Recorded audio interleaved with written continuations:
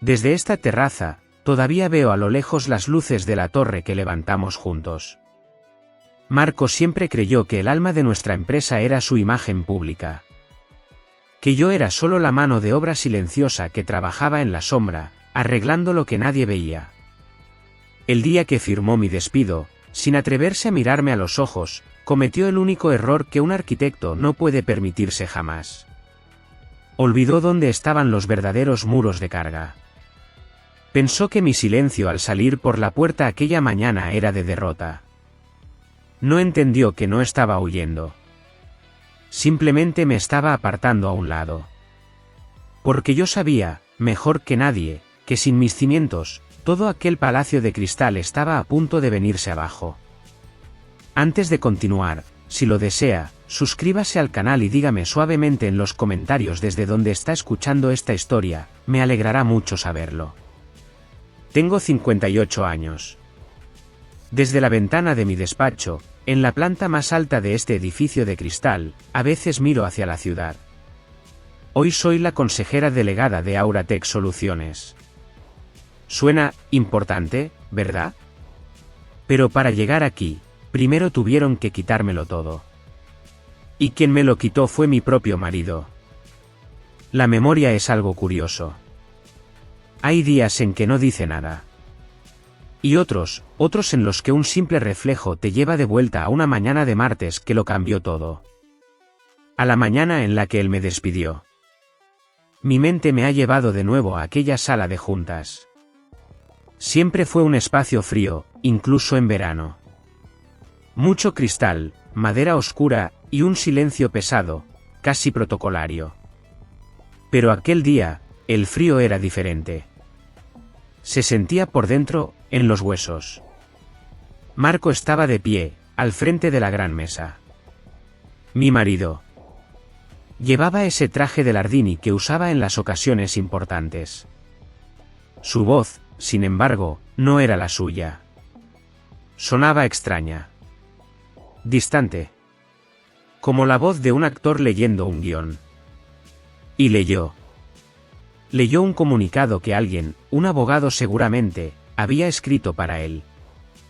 Las palabras eran limpias, afiladas. Habló de una suspensión de funciones. Para, según dijo, facilitar una investigación interna. Mi suspensión de funciones. Yo, Sofía Rojas, cofundadora de Auratech Soluciones, Sociedad Anónima. La empresa que nació en el garaje de nuestra primera casa. No miré a nadie. Tenía la vista fija en la superficie pulida de la mesa, tan brillante que me devolvía un reflejo borroso de mi propio rostro. Como si me viera a través del agua. En una esquina de la sala, sentada en una silla un poco apartada, estaba Clara Benítez. Su amante. No necesité mirarla para saber que estaba allí. Su presencia se notaba en el aire. Percibí una calma en ella, una especie de victoria silenciosa. Los demás miembros del consejo. Javier, el más veterano, un hombre que había venido a nuestra boda, los demás, simplemente, miraban sus papeles. Con una concentración repentina, casi cómica. Estudiaban los documentos como si contuvieran los secretos del universo. Nadie dijo una palabra. El silencio que siguió a las palabras de Marco fue absoluto. Luego, dijo mi nombre. Sofía. Y esa fue la única palabra que sonó real.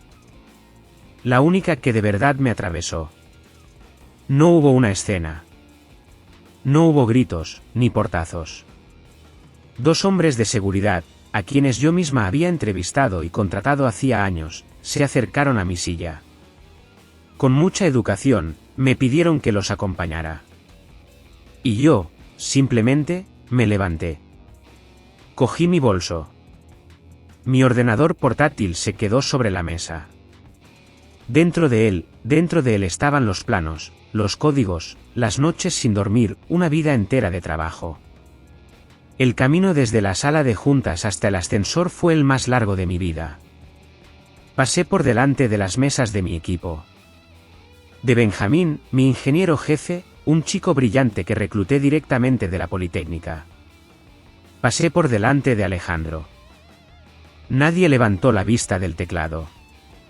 Y ese silencio, el silencio de mi gente, creo que eso fue lo que de verdad se rompió por dentro. Mucho más que las palabras ensayadas de Marco. Mucho más que la presencia muda de Clara. Fue el sonido de la nada. El sonido del cristal cuando se hace añicos por dentro. En silencio. Sin que nadie más pueda oírlo. Cuando salí del edificio aquel día, con el sol de la tarde dándome en la cara y el alma vacía, mi mente no se fue al futuro.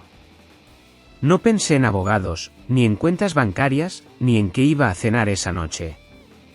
Mi mente, buscando refugio, se fue al pasado. Volví a un pequeño garaje en las afueras de Madrid. Hacía frío allí también, pero era un frío distinto. Era el frío de la ilusión. Recuerdo el olor. Olía a café recalentado y a pizza fría. Allí, entre cajas de cartón y cables enredados, Marco y yo construimos los cimientos de lo que luego sería un imperio. Nos habíamos conocido en la Politécnica. Él estudiaba empresariales y yo ingeniería. Él tenía el carisma, esa sonrisa capaz de vender hielo en el Polo Norte. Yo tenía la lógica, la paciencia para buscar un error en una línea de código a las 3 de la mañana. Éramos jóvenes. Teníamos hambre de mundo. Recuerdo el día que compramos nuestro primer servidor. Usamos todos nuestros ahorros. Los ahorros de nuestra boda, en realidad. Marco miraba aquella máquina negra y ruidosa y veía millones de euros. Veía portadas de revistas. Yo la miraba y veía un lienzo en blanco. Veía el Odisea. Odisea no era solo un programa para mí. Era una arquitectura perfecta.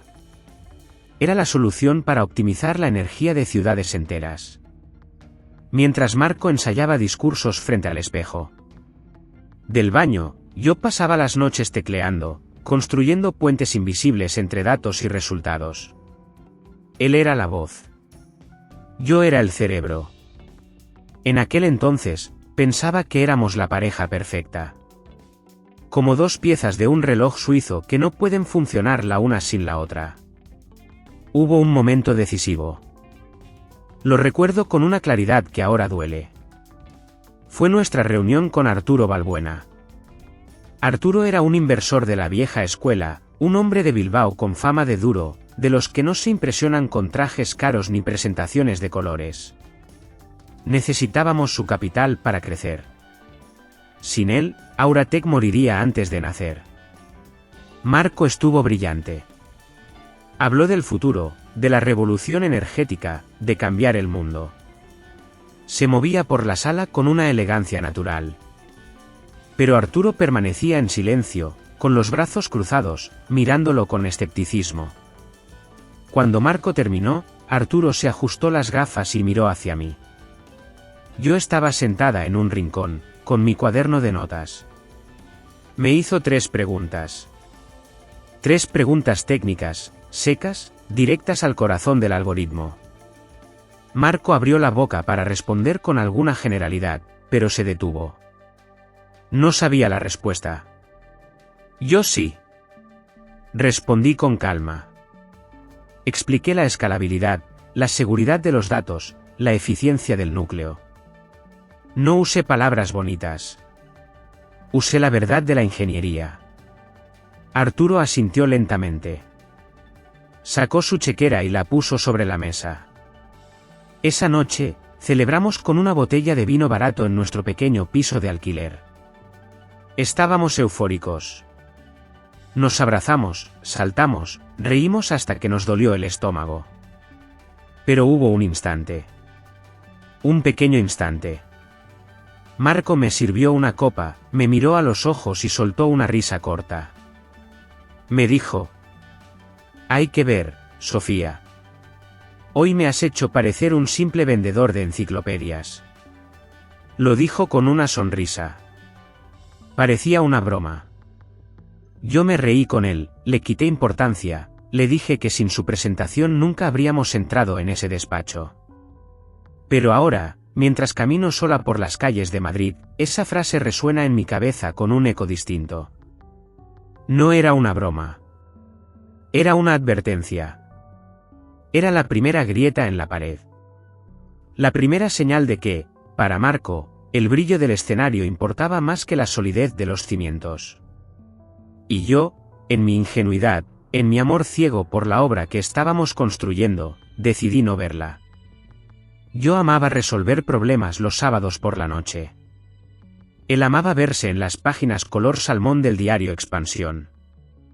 Éramos dos líneas paralelas que creían ir hacia el mismo destino, sin saber que, en realidad, cada paso nos alejaba un poco más.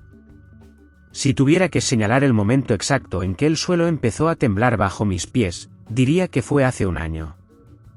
Fue cuando Clara Benítez entró por la puerta de cristal de Auratec. No llegó como ingeniera.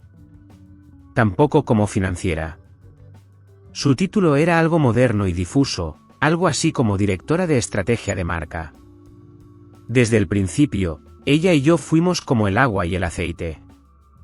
Yo hablaba de códigos, de eficiencia térmica, de seguridad de datos.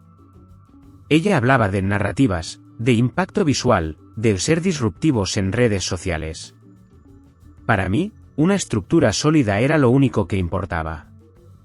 Para ella, lo importante era que la fachada brillara, aunque detrás no hubiera nada. ¿Y Marco? Marco quedó fascinado. Fue entonces cuando nació el proyecto Fénix. Era la idea de Clara. Una aplicación de consumo masivo, llena de colores y promesas, pero vacía de contenido técnico. Recuerdo la tarde en que entré al despacho de Marco. Él estaba de pie, mirando el atardecer sobre la Castellana, con una copa en la mano. Puse mi informe sobre su mesa de caoba. Le dije que teníamos que hablar. Le expliqué, con la calma de quien expone un teorema, que el proyecto Fénix era un error. Le mostré los números. Le dije que gastaríamos millones de euros en marketing para un producto que no tenía base tecnológica. Le dije que estábamos desviando recursos vitales de Odisea, nuestro producto estrella. Marco suspiró. Un suspiro largo, teatral. Se giró hacia mí, pero no miró el informe. Ni siquiera lo tocó. Me miró a mí con una expresión que mezclaba el cariño con la lástima. Y eso dolió más que si me hubiera gritado. Me dijo, con voz suave. Sofía, cariño. Eres una ingeniera brillante. La mejor que conozco. Pero, te pierdes en los detalles. Dio un sorbo a su copa y continuó. Eres demasiado cauta. Siempre mirando los riesgos. ¿Clara? Clara tiene visión. Ella piensa en grande. Ella es lo que necesitamos para pasar al siguiente nivel. Tú encárgate de que las luces no se apaguen. Deja que nosotros nos encarguemos del futuro. Me quedé helada. En ese momento, Marco no solo desestimó mi opinión profesional. Me puso en una caja. Me redujo a ser un simple mecanismo, una pieza del engranaje, mientras él y ella decidían el rumbo del barco. Salí de su despacho sintiendo un nudo en el estómago. Pero no era solo orgullo herido. Era intuición. Como directora de operaciones, yo aún tenía acceso a las cuentas.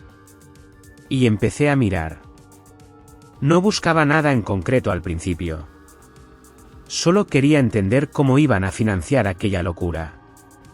Pero los números tienen la costumbre de decir la verdad, incluso cuando las personas mienten.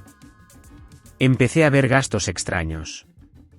Cenas en Zalacaín un martes por la noche, facturadas como desarrollo de negocio, cuando Marco me había dicho que estaba revisando contratos en la oficina. Estancias en el Hotel Palace para supuestos retiros estratégicos a los que yo nunca fui invitada. Y entonces, encontré la factura. Era una transferencia autorizada por Marco a una consultora externa de la que yo nunca había oído hablar.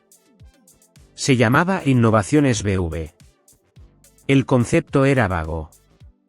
Asesoría estratégica. El importe era alto. Muy alto. Me quedé mirando esas dos letras en la pantalla de mi ordenador. B&V. Benítez. Y Vargas. Sentí que la sangre se me iba de la cara. No hacía falta ser un genio de las matemáticas para resolver esa ecuación. Aquello no era solo una infidelidad emocional o física. Aquello era un robo. Estaban sacando dinero de nuestra empresa, de mi trabajo, para financiar su propia escapada. Me senté en mi silla, en la oscuridad de mi despacho, mientras todos los demás ya se habían ido a casa. Me sentí pequeña. Me sentí estúpida por no haberlo visto antes. Me he preguntado 1000 veces, en estas noches de insomnio. ¿Fue culpa mía? ¿Estuve demasiado ocupada construyendo el código y olvidé cuidar la relación? ¿Fui demasiado silenciosa? Y también quiero preguntarles algo a ustedes, si me lo permiten.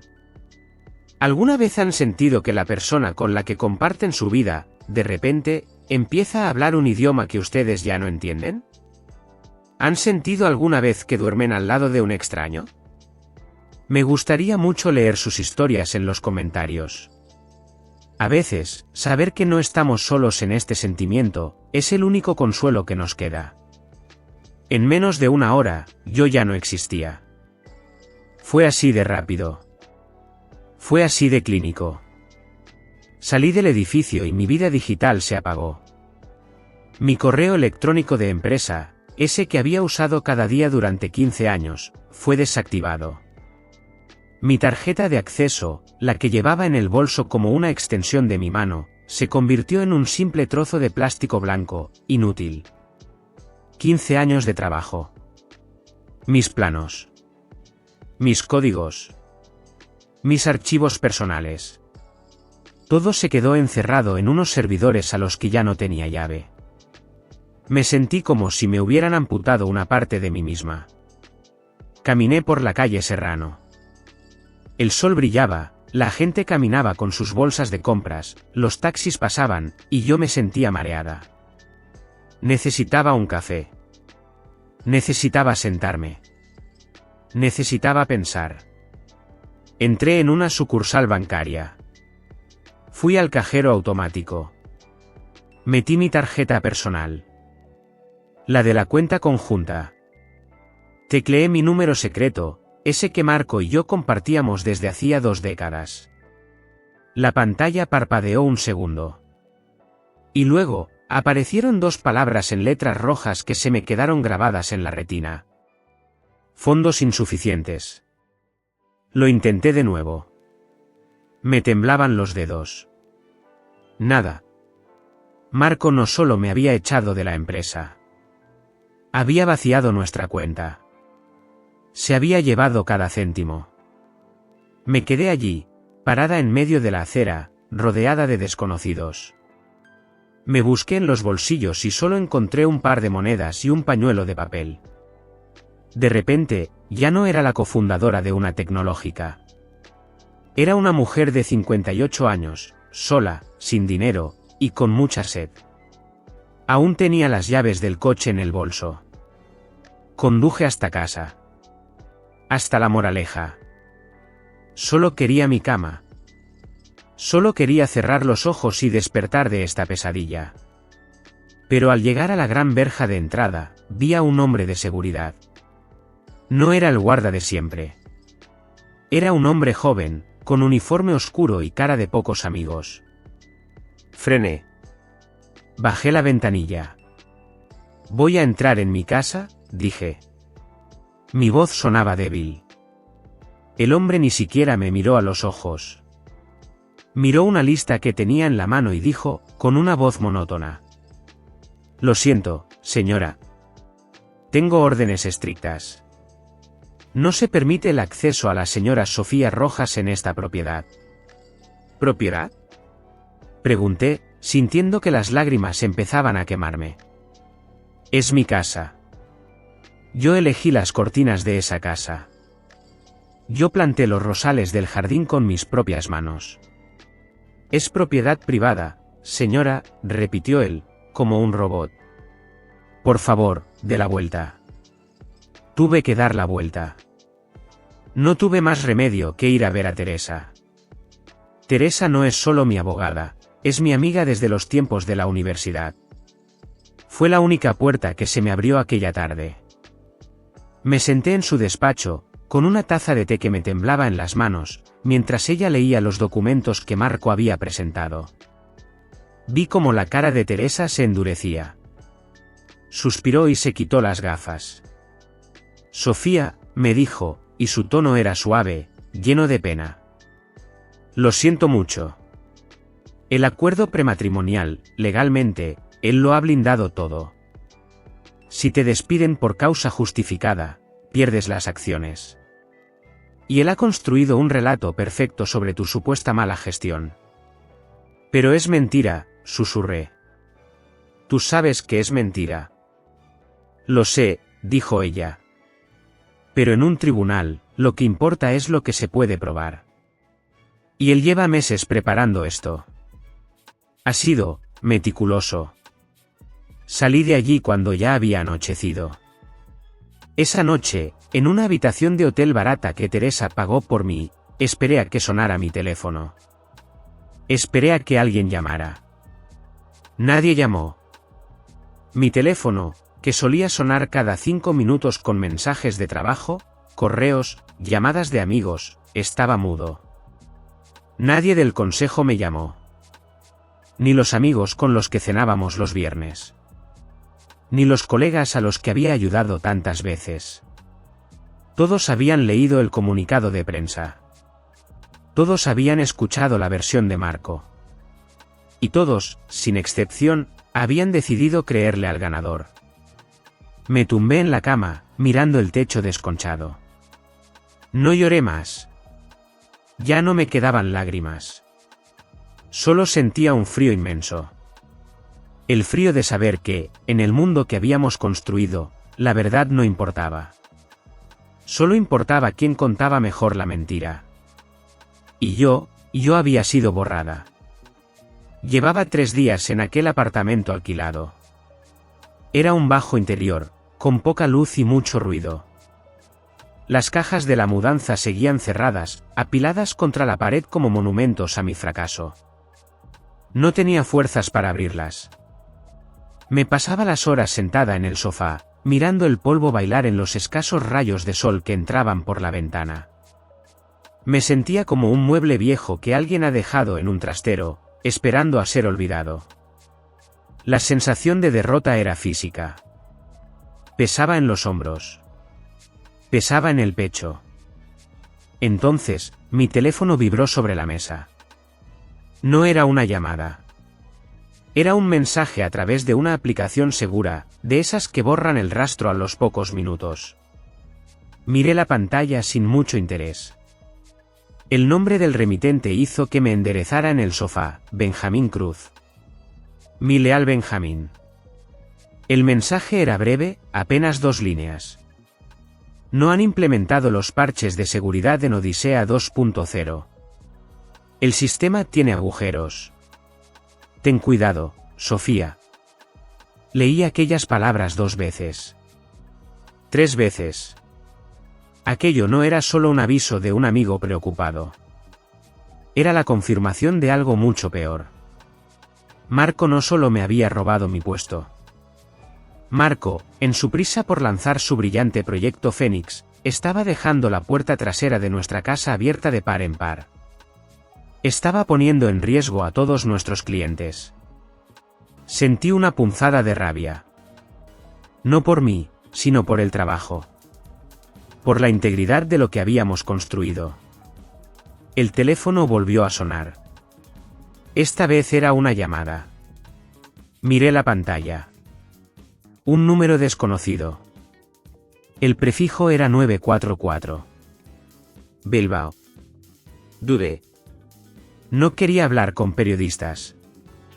No quería hablar con acreedores.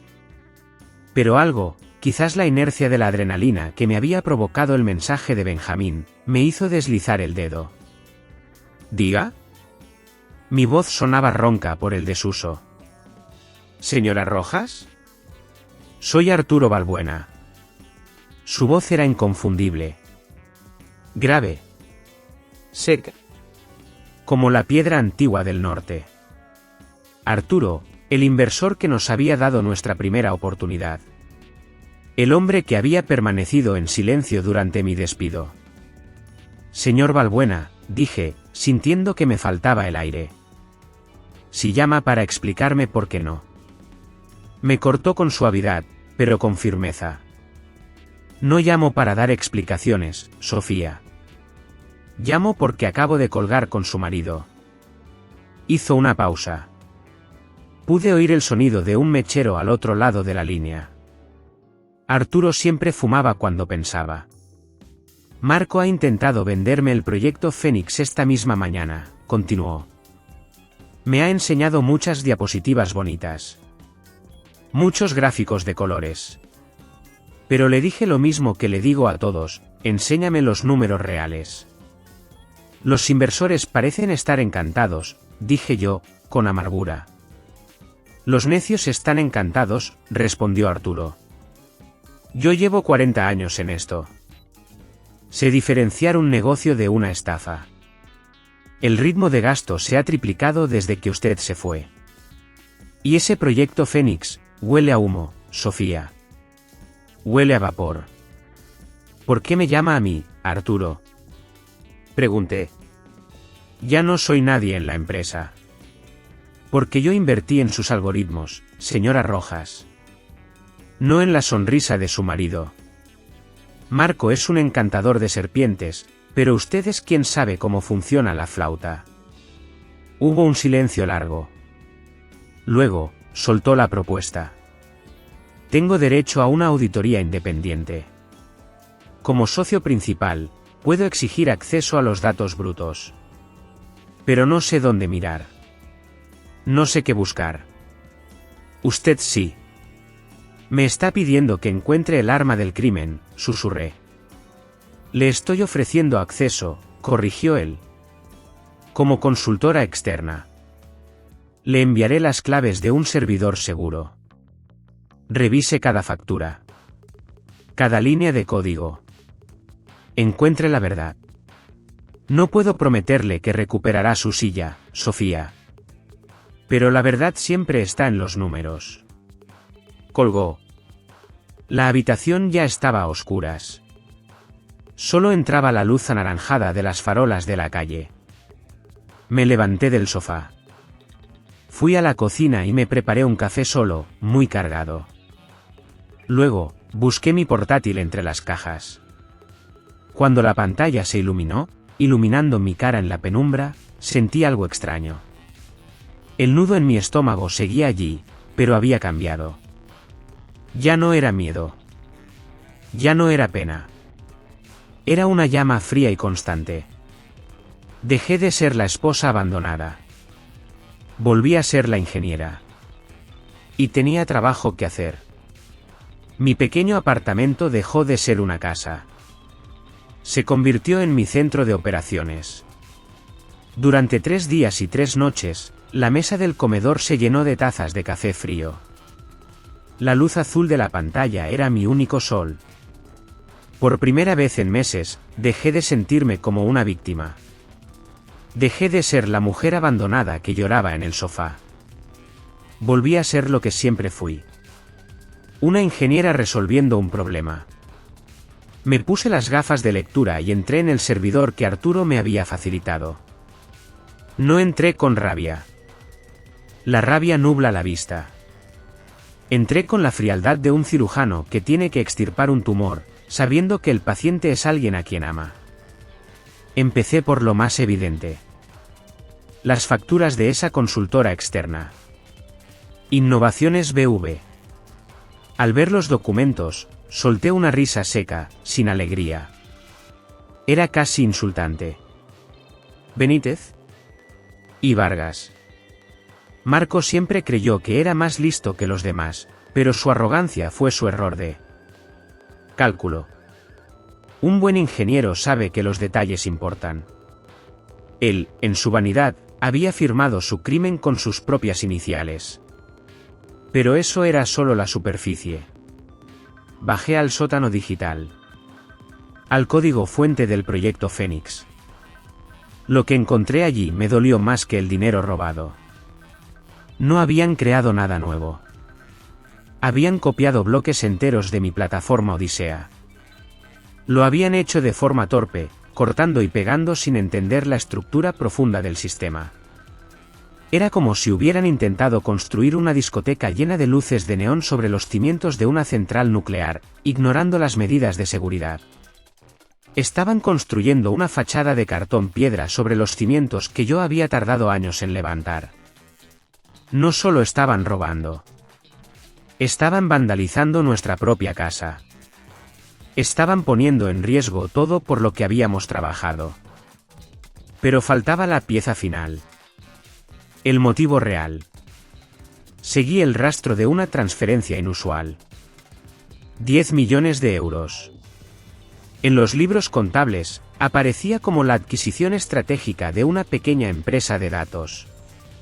Una inversión para el futuro, decían las notas al margen firmadas por Marco. Pero los números no mienten. El dinero nunca llegó a esa empresa. Me llevó 6 horas seguir el hilo digital. El dinero saltó de una cuenta a otra. Pasó por sociedades pantalla en lugares donde no hacen muchas preguntas. Fue un laberinto diseñado para confundir, pero yo conocía la mente del arquitecto. Sabía cómo pensaba Marco. Finalmente, el rastro se detuvo. El dinero aterrizó en su destino final. Un banco privado en Andorra.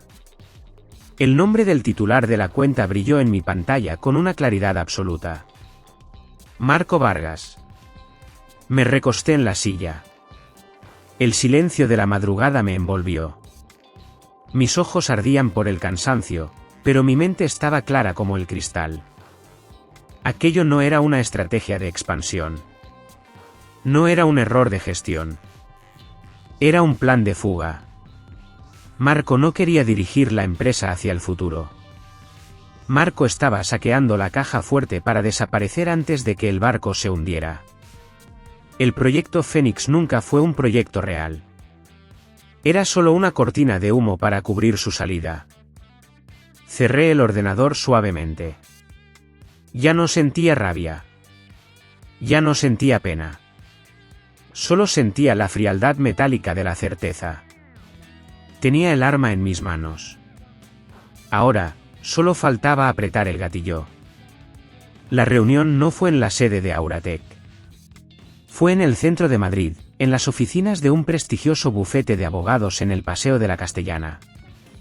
Una sala inmensa, llena de madera noble y ventanales que miraban a la ciudad desde las alturas. Parecía un escenario. Un escenario preparado para el acto final de una obra de teatro triste. Yo llegué temprano. Me senté junto a Arturo Balbuena. Mis manos descansaban sobre la mesa, quietas. Por fuera, parecía tranquila. Llevaba un traje gris, sencillo. El pelo recogido.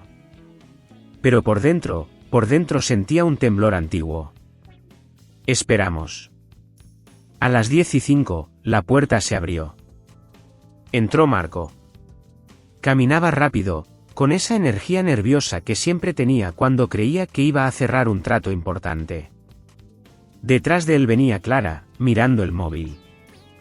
Pensaban que era una reunión para aprobar más fondos para el proyecto Fénix. Marco sonreía. Iba a decir algo, seguramente una broma para romper el hielo, cuando me vio. Su sonrisa se apagó. Fue como si alguien hubiera soplado una vela en medio de una habitación oscura. Se detuvo en seco. Clara casi choca contra su espalda. Hubo un instante, un segundo eterno, en el que nuestros ojos se cruzaron. Busqué en su mirada algún rastro de arrepentimiento. Busqué al hombre con el que había compartido 20 años de desayunos y cenas. Pero no lo encontré. Solo vi a un desconocido con un traje caro y miedo en los ojos. Siéntate, Marco, dijo Arturo. Su voz era seca, sin matices. Marco intentó recuperar la compostura. Se ajustó la corbata. Se sentó al otro lado de la mesa, lejos de mí. No sabía que esto era una reunión social, dijo, intentando sonar sarcástico, pero la voz le temblaba. Arturo no respondió. Me hizo un gesto con la cabeza. Era mi turno. Conecté mi portátil al proyector. No dije nada. No hice introducciones dramáticas. Simplemente, dejé que los números hablaran. La primera imagen apareció en la pantalla gigante.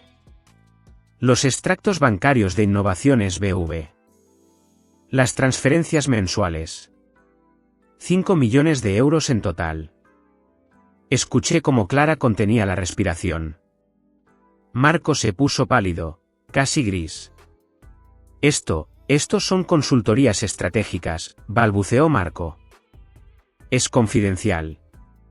No tenéis contexto. No le respondí. Pulsé la siguiente tecla. El código.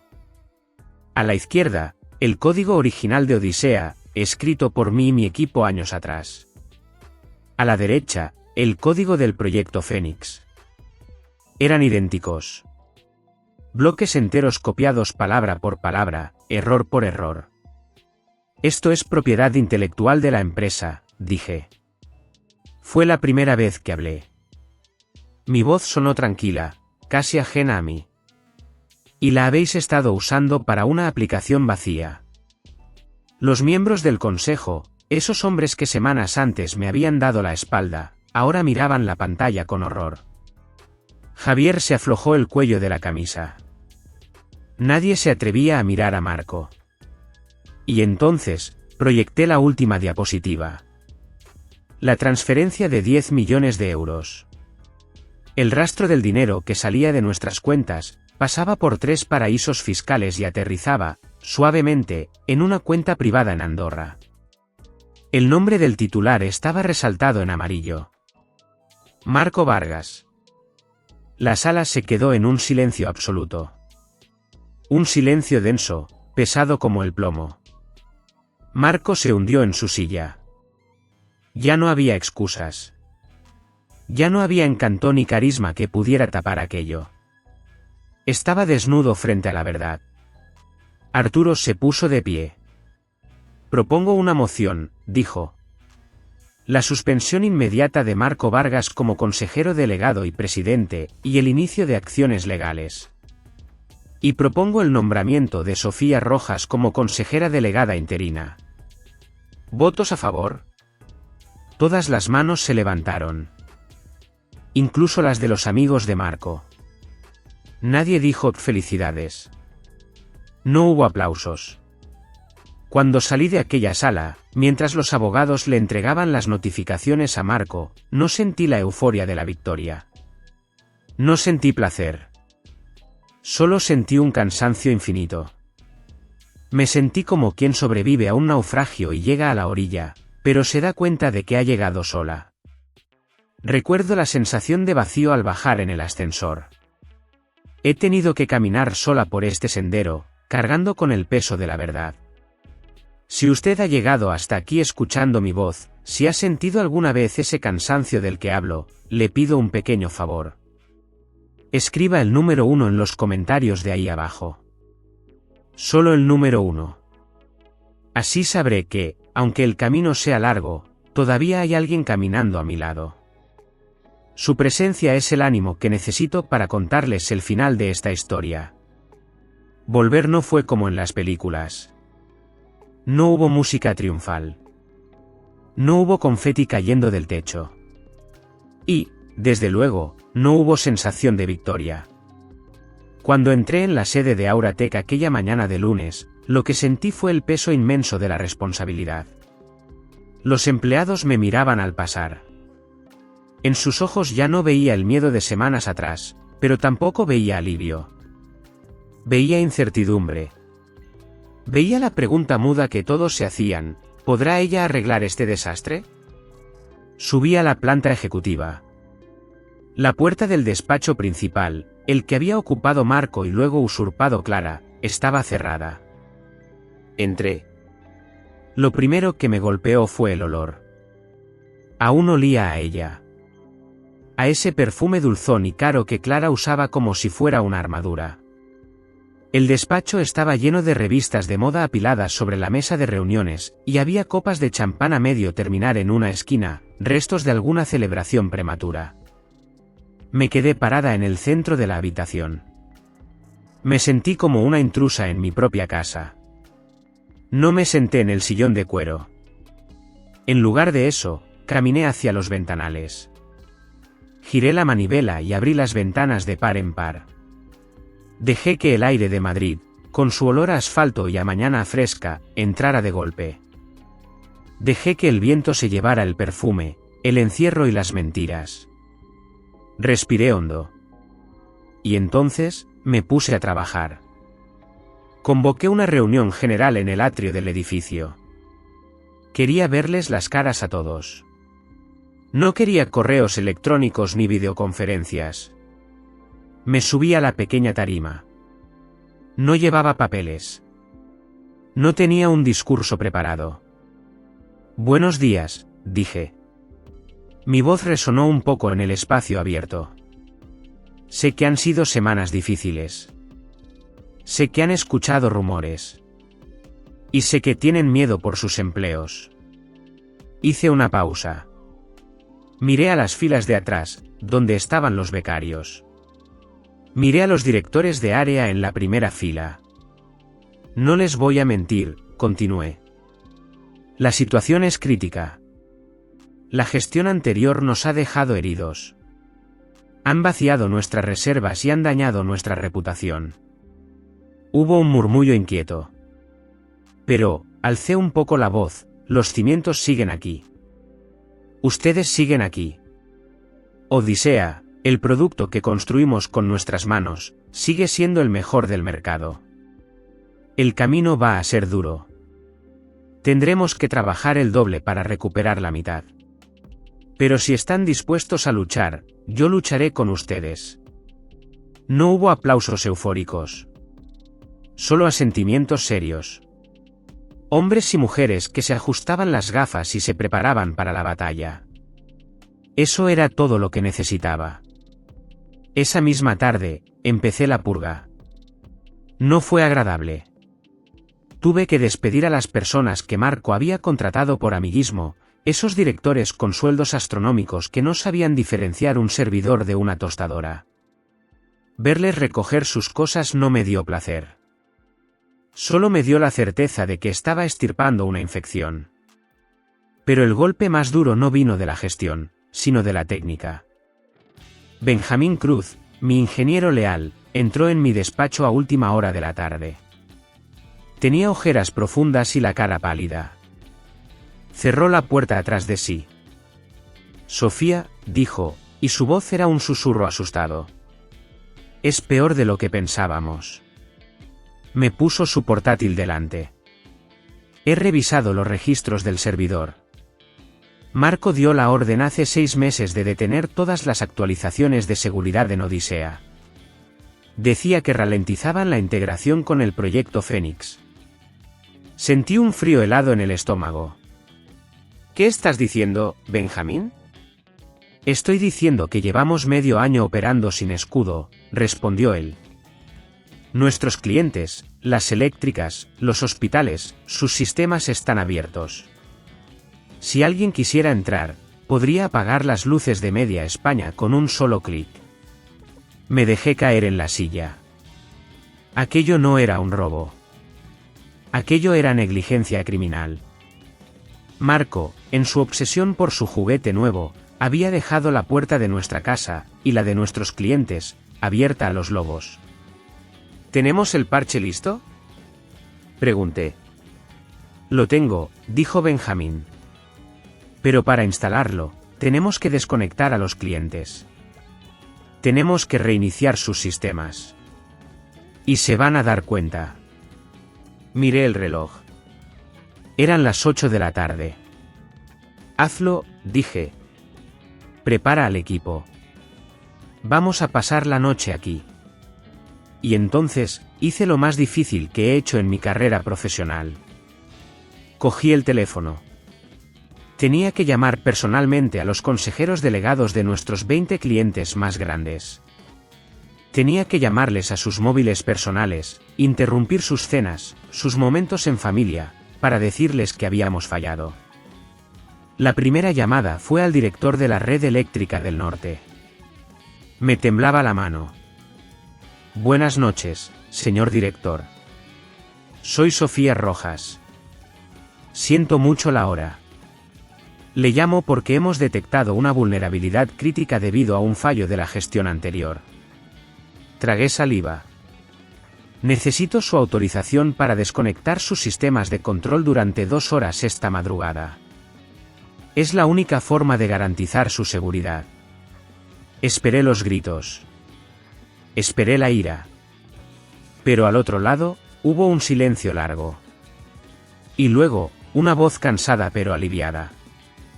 Gracias por llamar, Sofía. Sabíamos que algo no iba bien desde hacía meses. Nadie nos daba respuestas. Hagan lo que tengan que hacer. Colgué el teléfono y sentí que me quitaba una losa de 100 kilos de encima. Pasé las siguientes 4 horas al teléfono.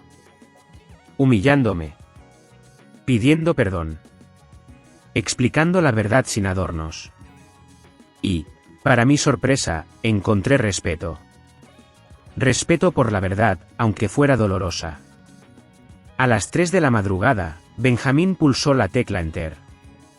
Vimos las barras de progreso avanzar en las pantallas gigantes de la sala de control. Reiniciamos el corazón energético de nuestros clientes. Instalamos los parches. Cerramos las puertas que Marco había dejado abiertas. Cuando salió el sol, estábamos agotados. Había cajas de pizza vacías y mucho café derramado.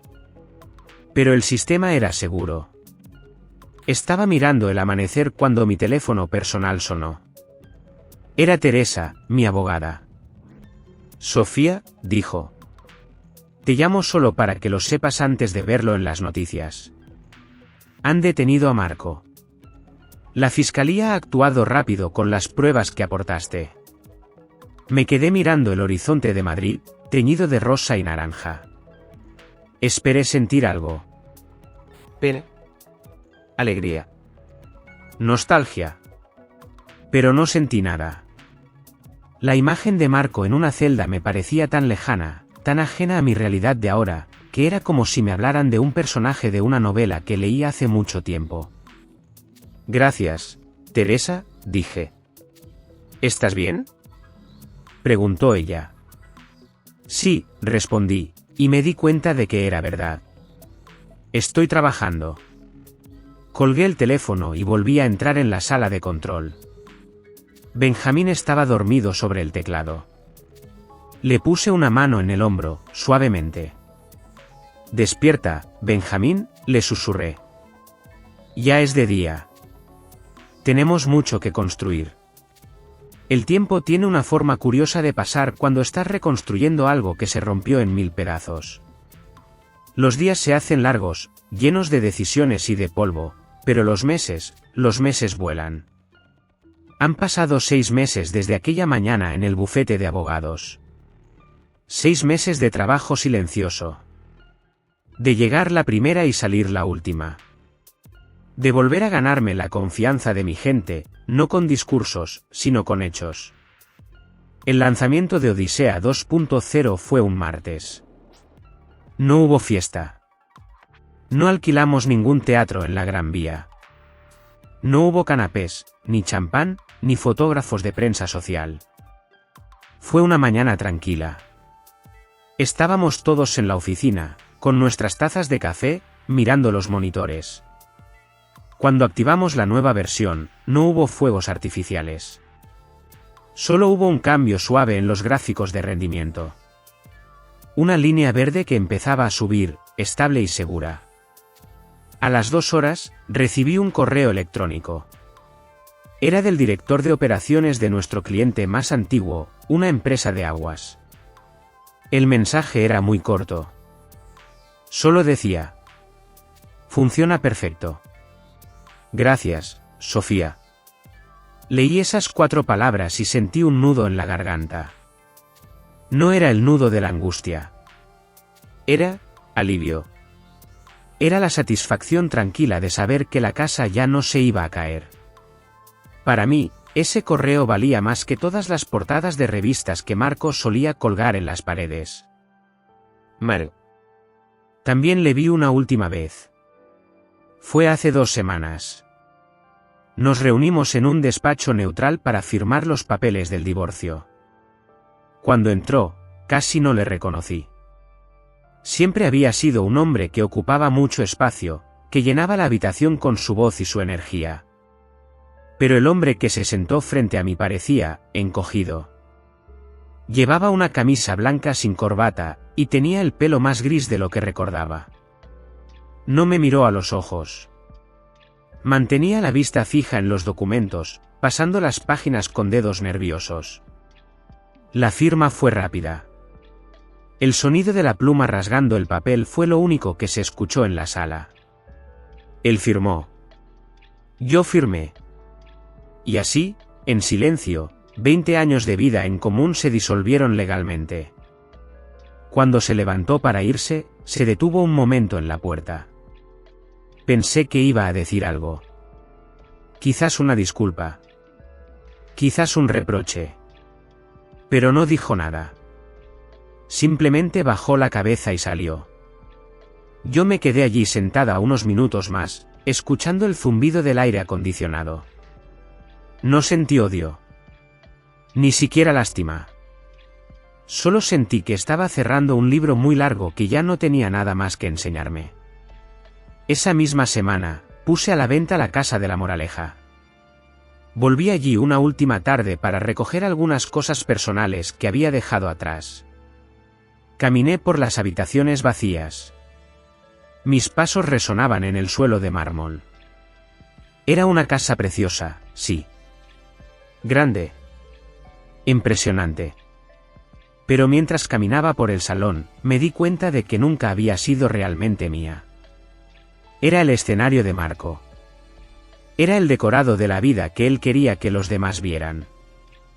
Salí al jardín. Me acerqué a mis rosales.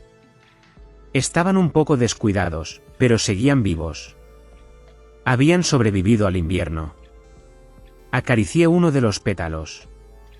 Durante años, pensé que estas flores eran mi refugio. Ahora, al mirarlas, solo veía plantas. Plantas bonitas en un jardín que ya no necesitaba cuidar. Me subí al coche y no miré por el retrovisor al alejarme. Dejé las llaves en el buzón. Ahora vivo en un piso más pequeño, cerca del río. Tiene mucha luz. Y tiene una terraza donde puedo tomarme el café por las mañanas sin sentirme sola.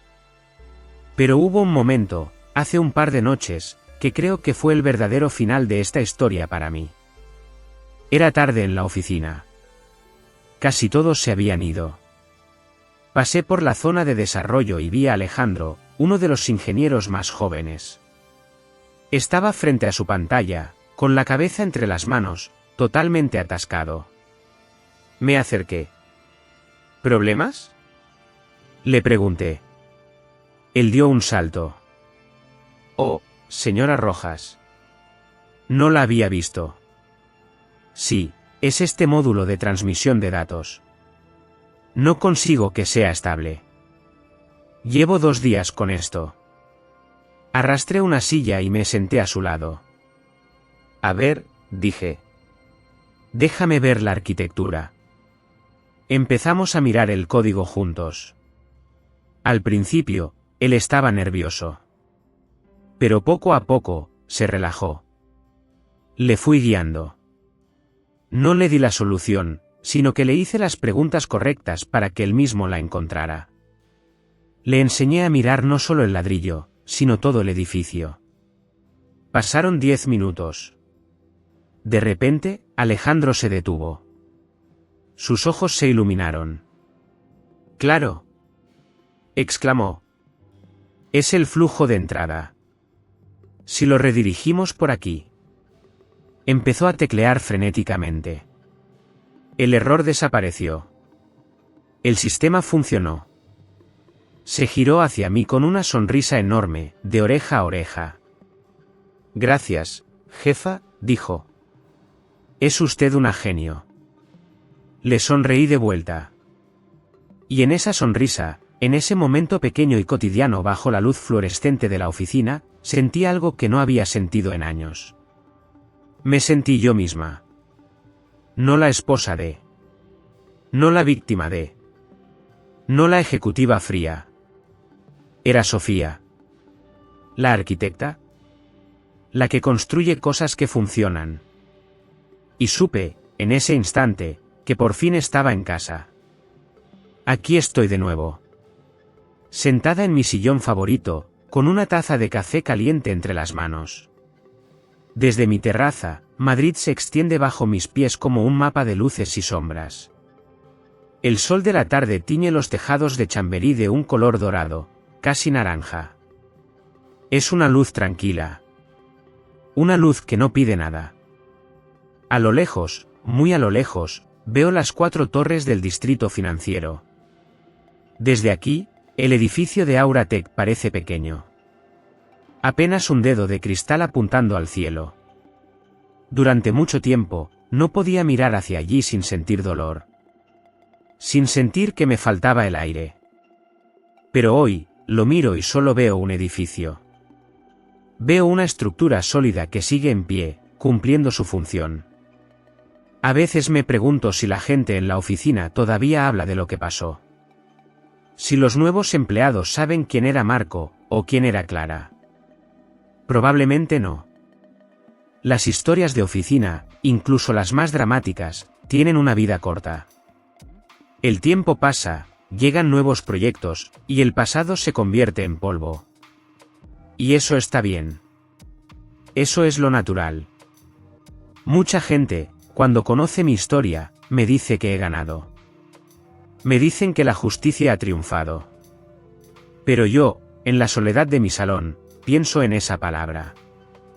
Ganar. ¿Qué he ganado, realmente? Recuperé mi empresa, es cierto. Recuperé mi reputación. Recuperé mi seguridad económica. Pero perdí a mi mejor amigo. Perdí al hombre con el que compartí 20 años de mi vida. Al hombre con el que me reí en aquel garaje frío, comiendo pizza barata y soñando con cambiar el mundo. Esa pérdida no se arregla con una sentencia judicial. Ese hueco no se llena con dividendos a final de año. Ya no odio a Marco. El odio es una emoción demasiado agotadora, y yo ya estoy cansada de estar cansada. A veces, pienso en él con una tristeza suave. Pienso en su tragedia. Marco tenía todo lo necesario para ser feliz, pero le faltaba lo más importante. Le faltaba la capacidad de estar satisfecho con lo que era. Siempre necesitaba más. Más aplausos. Más brillo. Más validación. Él era un maestro vendiendo sueños, pero nunca aprendió la lección básica de la arquitectura. Nunca entendió que, si los cimientos no son profundos, el edificio más alto termina cayendo con el primer viento fuerte. Él construyó su vida sobre la arena de la vanidad. Y la arena, al final, siempre cede. Yo soy diferente. Yo soy arquitecta. Yo sé que lo importante no es lo que se ve desde la calle, sino lo que sostiene la estructura bajo tierra. Mi victoria no fue verle caer. Mi verdadera victoria fue descubrir que, cuando mi mundo se vino abajo, cuando me quitaron el techo y las paredes, yo no me derrumbé. Me mantuve en pie. Descubrí que mis propios cimientos eran de hormigón armado. Descubrí que soy completa por mí misma. Ahora, mis días son más tranquilos. Sigo dirigiendo la empresa, sí, pero ya no me obsesiona. He aprendido a delegar. He aprendido a confiar en Benjamín, en Alejandro, en la nueva generación. Dedico mis tardes a cosas pequeñas. He empezado un pequeño huerto urbano aquí, en mi terraza. Tengo tomates, Tengo albahaca, tengo unos pimientos que están empezando a brotar. Puede parecer una tontería para la consejera delegada de una multinacional tecnológica. Pero para mí, tiene todo el sentido del mundo. Cuidar una planta es lo mismo que escribir un buen código. Requiere paciencia. Requiere atención. Requiere entender que las cosas no crecen por gritarles, sino por nutrirlas día a día. Miro mis plantas y sonrío. La vida, me doy cuenta ahora, no se trata de lo que poseemos. No se trata de los títulos que ponemos en una tarjeta de visita, ni de lo grandes que sean nuestras casas. La vida se trata de lo que somos capaces de construir cuando todo lo demás ha desaparecido. Se trata de coger las cenizas, mezclarlas con agua y tierra, y crear algo nuevo. Algo pequeño, quizás. Pero algo verdadero. El sol se ha puesto ya sobre Madrid. Las luces de la ciudad empiezan a encenderse, una a una. Me termino el café. Está frío, pero no me importa. Mañana será otro día. Iré a la oficina, resolveré problemas, firmaré documentos. Pero ahora, en este momento, solo soy Sofía. Soy la mujer que sobrevivió a la tormenta. Soy la mujer que aprendió a vivir sola. Y, por primera vez en mucho tiempo, me siento en paz. Y esa paz es la obra más importante que he construido jamás. La historia de mi vida, o al menos este capítulo de ella, se detiene aquí. No les pido que juzguen a Marco. Tampoco que me aplaudan a mí. Solo les invito a pensar en una cosa. Cuando las luces se apagan y el público se va, ¿qué es lo que realmente nos sostiene? ¿Es la fachada que mostramos al mundo, o son los cimientos que llevamos por dentro? Si mis palabras han resonado en su propia experiencia, o si han despertado algún recuerdo, me gustaría leerlo en los comentarios. Saber que no estamos solos en nuestras batallas silenciosas es, a veces, el mejor refugio. Si este relato les ha acompañado hoy, les agradezco su apoyo con un me gusta y compartiéndolo con alguien que necesite escucharlo. Y para que volvamos a encontrarnos en el próximo relato, les invito a suscribirse a este espacio, Silencio y Venganza. Nos escuchamos muy pronto. Cuiden lo que construyen. Este vídeo es una historia de ficción inspirada en experiencias de la vida. No fue creado para juzgar a nadie, sino como una invitación tranquila a reflexionar sobre la forma de vivir y sobre nuestras relaciones con los demás. Los personajes, los nombres y los lugares no tienen relación con la realidad y han sido modificados para no causar daño a nadie. Ojalá que, a través de esta historia, pueda detenerse un momento y recordar su propia vida y a las personas que son importantes para usted.